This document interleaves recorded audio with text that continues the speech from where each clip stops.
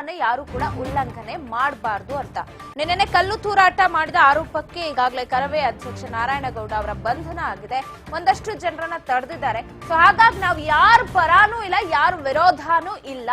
ಕಾನೂನಿನ ಪರ. ಕಾನೂನನ್ನ ಯಾರೇ ಉಲ್ಲಂಘಿಸಿದ್ರು, ಯಾರೇ ಕೈಗೆತ್ಕೊಂಡ್ರು ಕೂಡ ಶಿಕ್ಷೆ ಆಗತ್ತೆ, ಕಾನೂನಿಗೆ ಸಂಬಂಧಪಟ್ಟಂತೆ ಅಂತ ಬೆಂಗಳೂರಿನಲ್ಲಿ ಗೃಹ ಸಚಿವ ಜಿ ಪರಮೇಶ್ವರ್ ಉತ್ತರವನ್ನ ಕೊಟ್ಟಿದ್ದಾರೆ. ಪೊಲೀಸರು ಸರಿಯಾಗಿ ನಡೆಸಿಕೊಂಡಿಲ್ಲ ಅಂದ್ರೆ ಹೇಗೆ ಪ್ರತಿಭಟನೆ ಮಾಡೋಕೆ ಒಂದಷ್ಟು ಸಮಯ ಕೊಡ್ತಾರೆ. ಕಾನೂನಿನ ಉಲ್ಲಂಘನೆ ಮಾಡಿದ್ರೆ ಸುಮ್ಮನಿರಕ್ಕಾಗಲ್ಲ. ಪ್ರತಿಭಟನೆ ಮಾಡೋರು ಹೆಂಗ್ ಪ್ರತಿಭಟನೆ ಮಾಡ್ತಾರೆ? ಕಲ್ಲು ತೂರಾಟ ಮಾಡೋದು ನಿಮ್ಮ ಒಂದು ಇಂಟೆನ್ಷನ್ ಬೇರೆ ಇರುತ್ತೆ, ನಿಮ್ಮ ಒಂದು ವಿಚಾರಧಾರೆಗಳೇ ಬೇರೆ ಇರುತ್ತೆ. ಇದರಿಂದಾಗಿ ನಿನ್ನೆ ಸಾಕಷ್ಟು ಬಿಎಂಟಿಸಿ ಬಸ್ಗಳಿಗೆ ಕಲ್ಲು ತೂರಾಟ ಆಗಿದೆ. ಸಾಕಷ್ಟು ಬಿಎಂಟಿಸಿ ಬಸ್ಗಳ ಗಾಜುಗಳು ಪುಡಿ ಪುಡಿ ಆಗಿದೆ. ಎಷ್ಟೋ ಜನ ಸಾರ್ವಜನಿಕರಿಗೆ ಕಿರಿಕಿರಿ ಆಗಿದೆ.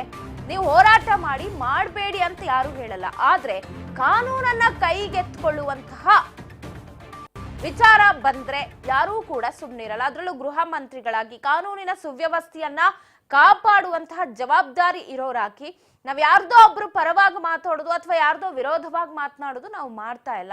ಕಾನೂನನ್ನ ಎಲ್ರಿಗೂ ಒಂದೇ ರೀತಿಯಲ್ಲಿ ನೋಡ್ಬೇಕು. ಕಾನೂನಿನ ಒಂದು ಆಜ್ಞೆಗಳನ್ನ ಎಲ್ರೂ ಕೂಡ ಪಾಲಿಸ್ಬೇಕಾಗುತ್ತೆ. ಸೊ ಹಾಗಾಗಿ ಅವ್ರು ಕಾನೂನನ್ನ ಉಲ್ಲಂಘಿಸಿದ್ದಾರೆ ಅಂತಂದ ಕಾರಣಕ್ಕೆ ಅವರನ್ನ ನ್ಯಾಯಾಂಗ ಬಂಧನಕ್ಕೆ ಇರಿಸಿರೋದು, ನಾರಾಯಣಗೌಡ ಅವರನ್ನ ಬಂಧಿಸಿರೋದು. ಪೊಲೀಸರು ಹೌದು ಇರ್ತಾರೆ, ನೀವು ಪ್ರತಿಭಟನೆ ಮಾಡುವಾಗ ಉದ್ದಗಲಕ್ಕೂ ಪೊಲೀಸ್ನವ್ರು ಇರ್ತಾರೆ. ಯಾಕೆ? ಯಾವುದೇ ಅಹಿತಕರ ಘಟನೆಗಳು ನಡಿಬಾರ್ದು ಅನ್ನುವಂತಹ ಕಾರಣಕ್ಕೆ. ಜೊತೆಗಲ್ಲಿ ಹೋರಾಟ ಮಾಡೋರು ಮಾತ್ರ ಇರಲ್ಲ, ಸಾರ್ವಜನಿಕರು ಇರ್ತಾರೆ, ಓಡಾಡ್ತಾ ಇರ್ತಾರೆ. ಏನ್ ಬೆಂಗಳೂರು ಬಂದ್ ಮಾಡಿ ಇವರು ಹೋರಾಟ ಮಾಡ್ತಾ ಇರಲ್ಲ. ಇವರ ಆಕ್ರೋಶ ಏನೇ ಇದ್ರು ಅದು ಇಂಗ್ಲಿಷ್ ಫಲಕಗಳು, ಹಿಂದಿ ನಾವು ಫಲಕಗಳ ಮೇಲೆ. ಬಟ್ ಎಷ್ಟೋ ಬಿಎಂಟಿಸಿ ಬಸ್ಗಳಿಗೆ ಕಲ್ಲು ತೂರಾಟ ಮಾಡಿದ್ರು, ಸಾರ್ವಜನಿಕ ಆಸ್ತಿ ಪಾಸ್ತಿಯನ್ನ ನಷ್ಟ ಮಾಡಿದ್ರು. ಅದೆಲ್ಲೂ ಕೂಡ ಕಾನೂನು ಅದನ್ನ ಪ್ರೋತ್ಸಾಹಿಸಲ್ಲ. ಸೊ ಹಾಗಾಗಿ ಕಾನೂನಿಗೆ ಎಲ್ಲರೂ ತಲೆಬಾಗಬೇಕಾಗತ್ತೆ. ಕಾನೂನಿನ ಉಲ್ಲಂಘನೆ ಮಾಡಿದ್ರೆ ಸುಮ್ಮನಿರೋದಕ್ಕೆ ಆಗಲ್ಲ ಅನ್ನುವಂತಹ ಹೇಳಿಕೆಯನ್ನು ಕೊಟ್ಟಿದ್ದಾರೆ. ಜೊತೆಗೆ ಮಾಲಲ್ಲೂ ಕೂಡ ಭದ್ರತೆಯನ್ನ ಕೇಳ್ತಾರೆ, ಕೊಡ್ಬೇಕು ತಾನೆ. ನಾವು ಯಾರ ಪರಾನೂ ಇಲ್ಲ, ವಿರೋಧನೂ ಇಲ್ಲ. ಯಾರೇ ಕಾನೂನನ್ನ ಉಲ್ಲಂಘಿಸಿದ್ರು ಕೂಡ ಇದೇ ರೀತಿ ಶಿಕ್ಷೆ ಆಗುತ್ತೆ. ಮುಂದಿನ ಚುನಾವಣೆಯಲ್ಲಿ ಪಾಠ ಕಲಿಸ್ತೀವಿ ಅಂತ ಹೇಳ್ತಾರೆ. ಬಟ್ ಪಾಠ ಕಲಿಸೋ ಅಂತದ್ ಏನು ಆಗಿಲ್ಲ. ನಾವಿಲ್ಲಿ ಯಾರ ಪರಾನೂ ಇಲ್ಲ, ಯಾರ ವಿರೋಧನೂ ಇಲ್ಲ.